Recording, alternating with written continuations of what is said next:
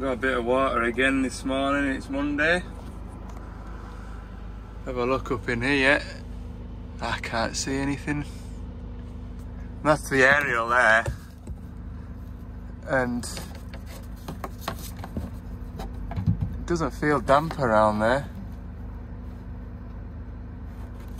I just don't know what to make of it.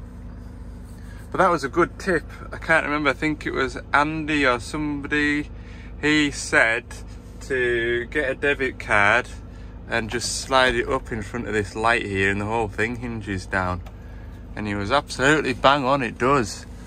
So now that I know that, I'll maybe put a CV aerial in here, a CV radio in here. Get the old timber wagons on the old rattle box. Right, anyway, on with the day.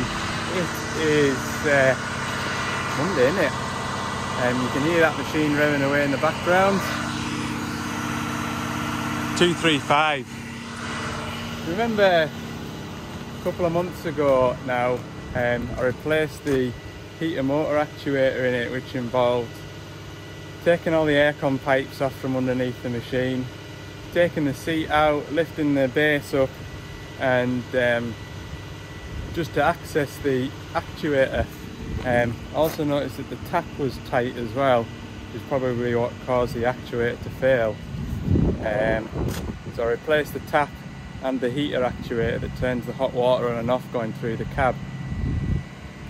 Put it all back together, put my temperature sensor in the vents and made sure that it blew both hot and cold. And we saw that, I think in the video it was showing about 3 or 4 degrees when it was cold.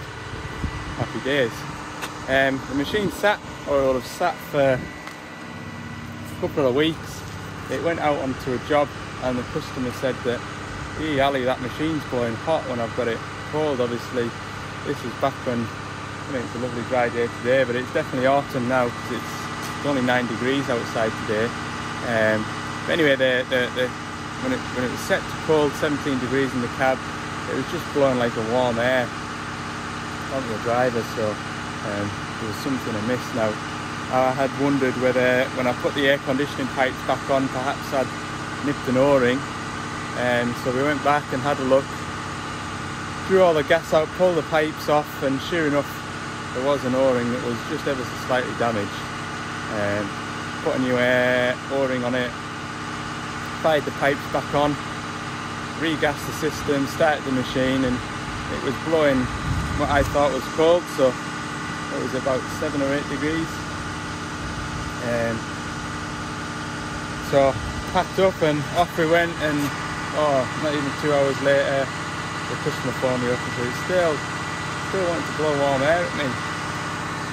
So we went back, didn't we, and had a look when we were on that demolition site, and I just wasn't sure what to make of it. It seemed to blow cold when the engine was revving at a low RPM, and if you revved it up it would start blowing hot. So I just couldn't make out what was wrong with it, and that was just before I went on holiday. So I went on holiday, came back off holiday, had that training course, and I asked 3 or 4 lads on the training course what their thoughts were. I asked the trainer and nobody seemed to have the same answer. So here I am, back at it. All I've done so far is take the cab mat out, take the belly plate off. On the display for the air conditioner, you can press a selection of buttons at the same time. I can't just remember which ones, but the air conditioning system has its own diagnostic function. So I just wondered whether we've got an in-cab temperature sensor fault, because obviously if the in-cab temperature sensor is reading -20, then the climate control is going to try and raise the temperature in the cab to 17 degrees. But we didn't have any faults on it.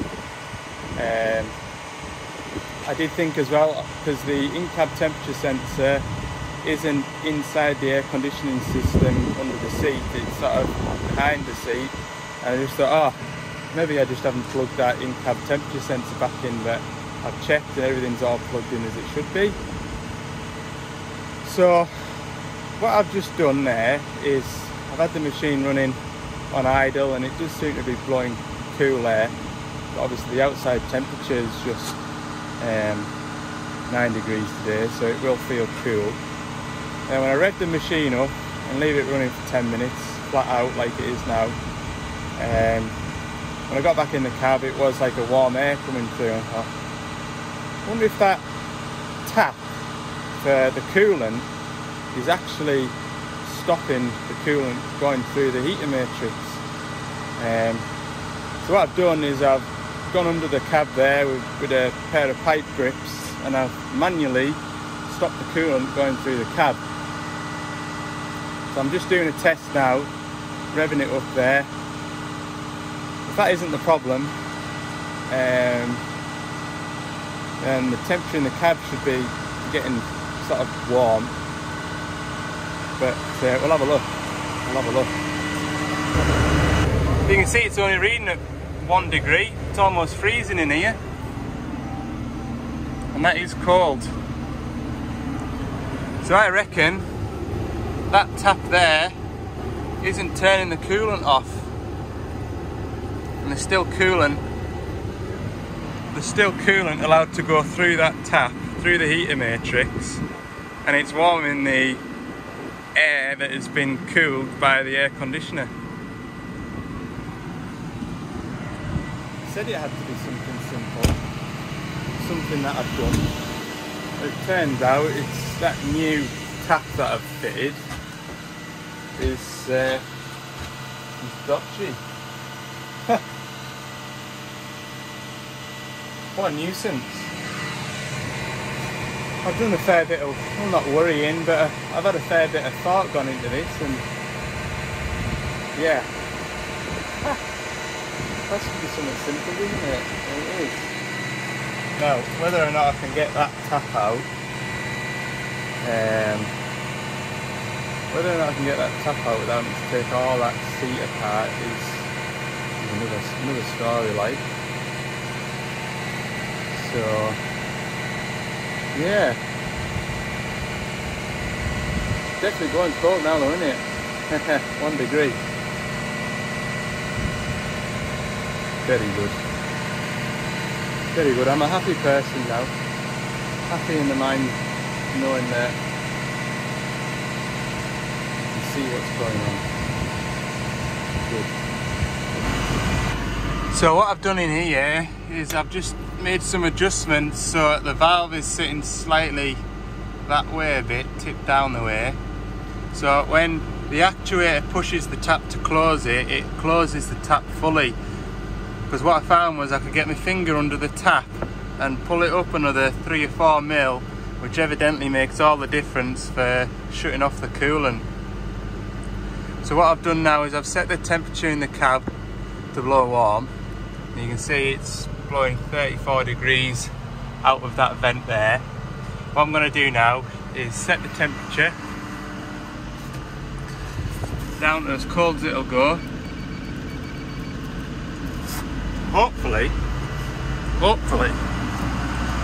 you see that temperature drop. It's dropping, which is a good thing. But I want to see about 4 or 5 degrees ideally.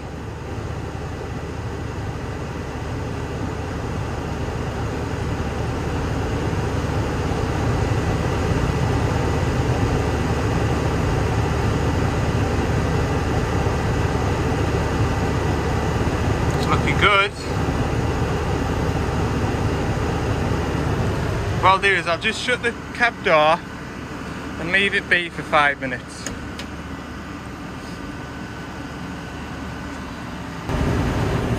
So 10 minutes later, and until I opened the door it was reading 2 to 3, but 3 or 4 degrees.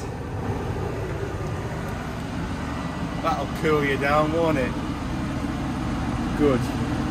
I'm pleased it was something straightforward. I don't know why I didn't think of that at the first visit, but there you go. Overthink things and things become complicated, don't they? A lesson learned. A lesson learned. I'll put it all back together. Not that it'll take much doing, thankfully.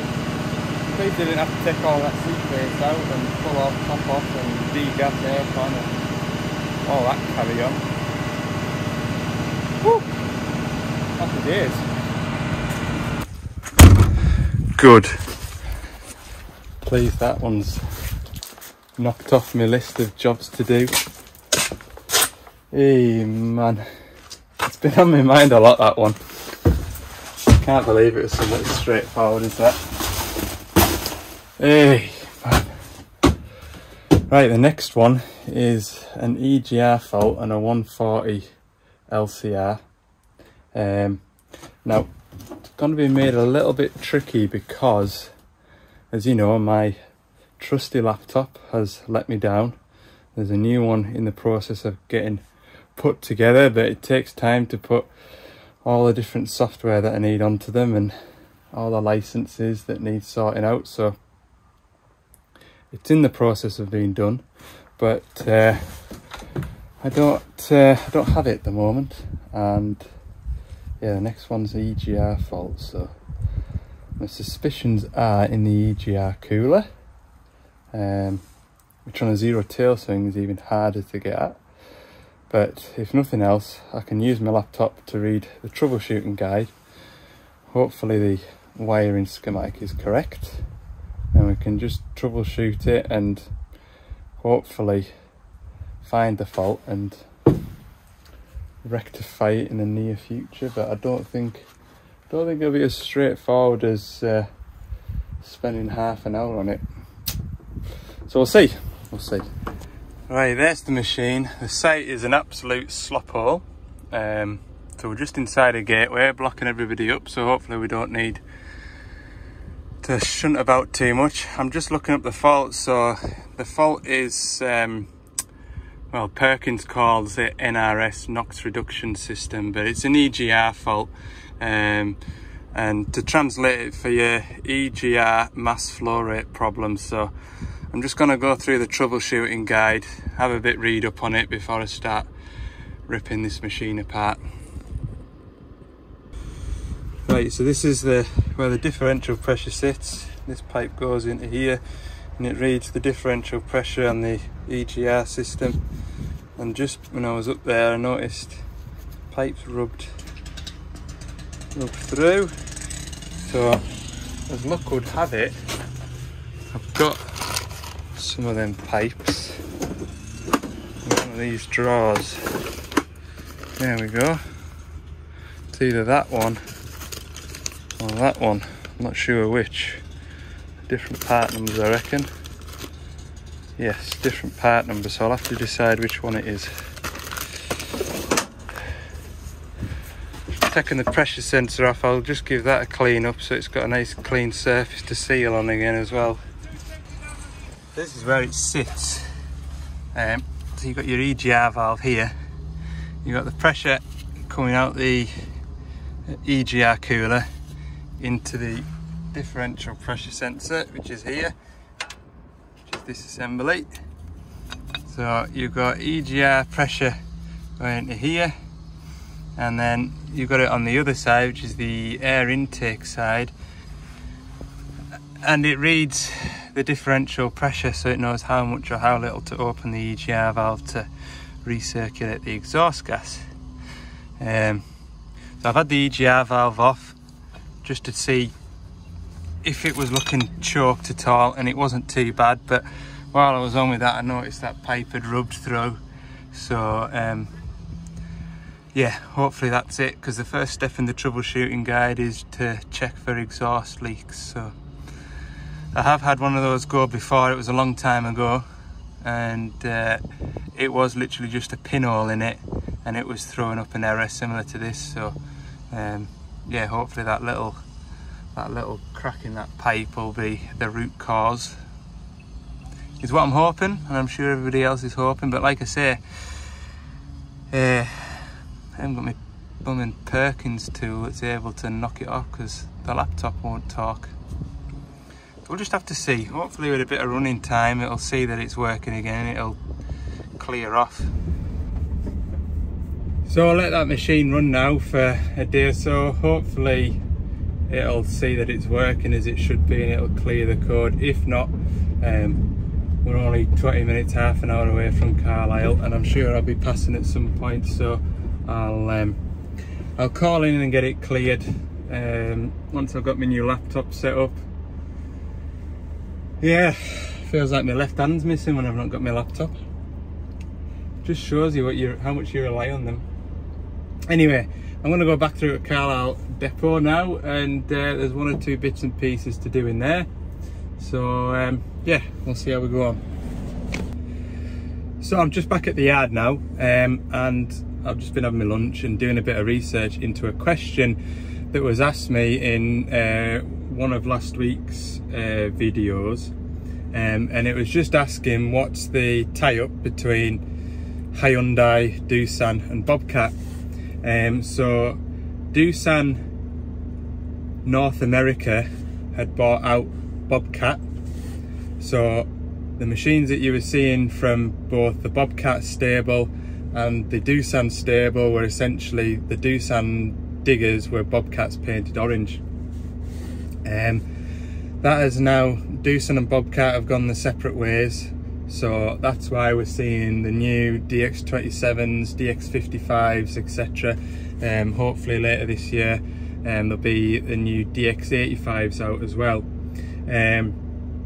So that's that side, that's that part of the answer to that question, the Doosan Bobcat thing. The other thing was Hyundai buying out Doosan. Now what I've learned here is that Hyundai is a massive company, and within that massive company are subsidiaries like the Hyundai cars. They do an awful lot with shipbuilding, and they've got the Hyundai construction equipment. Now it's the umbrella company that has bought a 30% leading stake in Doosan Heavy Industries. So there'll be no merging of Hyundai and Doosan, so it won't be, I don't think anyway, it won't be like your Case and your New Holland C&H. It won't be like Doosan 140 is more popular than the Hyundai 140, so for Europe we'll build the 140s the same and just paint them a different colour. They will still run them as competitive businesses.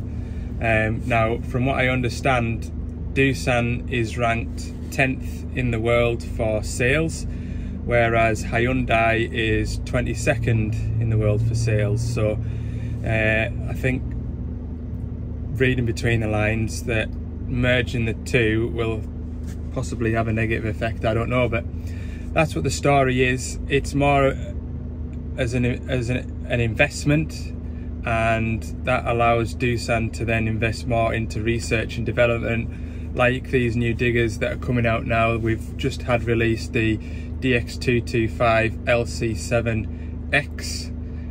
Now that X machine, that is almost ready to be controlled remotely, and also they're investing money in research into sort of the next generation of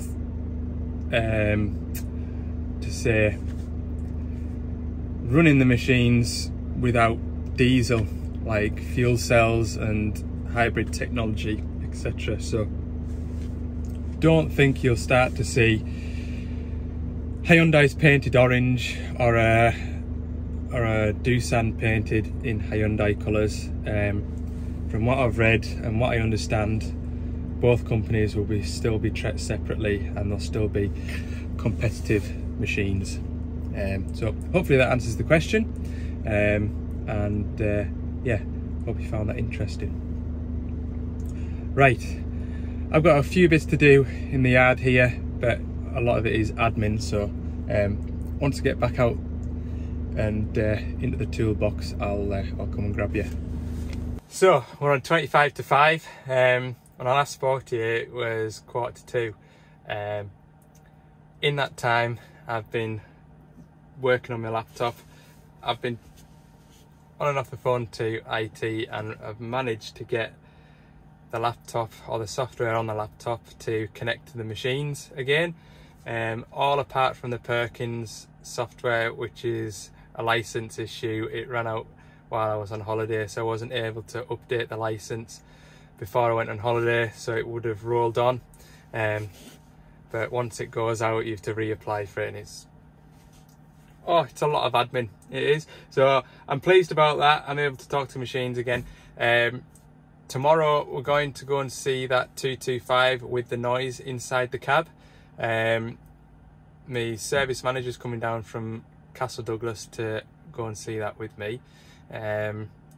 So we'll hopefully get to the bottom of that noise. Now, whether or not he'll want to be on YouTube, I can't imagine he will, but if he doesn't, then that's completely understandable, and I'll give you an update at the end of the day. We've also got an accident damaged machine as well to go and see.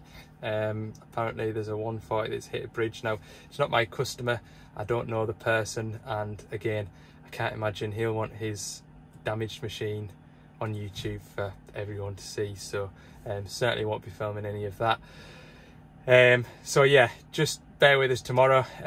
You did get an extra bonus video yesterday, I suppose, although it was Friday and Thursday split into two. When I came to edit that video, it was over an hour long, and I just thought to keep it digestible, split it in half, do Thursday as one video and do Friday as another video. So looks like you've enjoyed that, although what I did notice, putting two videos out at a similar time of the week and similar time, and I've noticed it with other videos that I've put out in the past, when I use a loading shovel as a thumbnail, so the picture that you see before you start watching the video, it doesn't just get as many views, and that was certainly the case when within the first 24 hours of the loading shovel video going up and the first 24 hours of the digger video going up, the digger video got a lot more views in the first 24 hours than the loading shovel did. So don't know why that is.